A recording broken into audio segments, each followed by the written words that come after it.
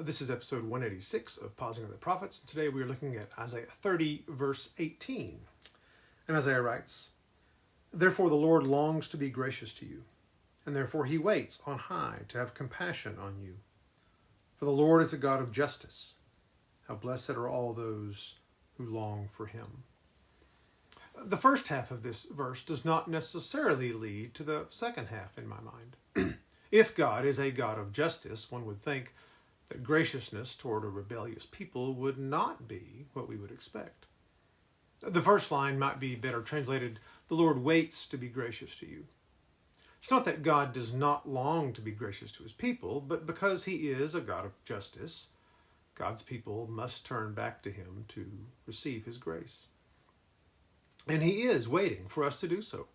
Grace is always available. Compassion is always offered.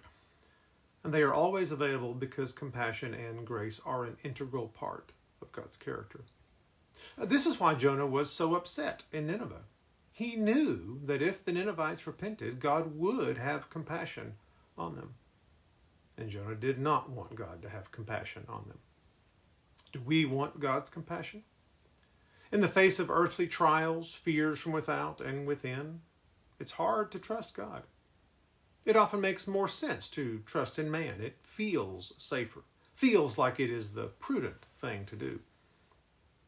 But will we instead wait on God to show himself faithful?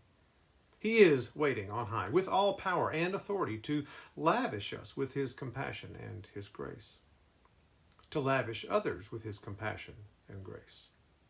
Will we turn and accept grace from his hand? But just as importantly, will we encourage others, even our enemies, to turn and receive God's compassion and grace? Jonah was confident in who God was, but he did not love his enemies. Let us be both confident in God's character and have the same love for our enemies as God has for us.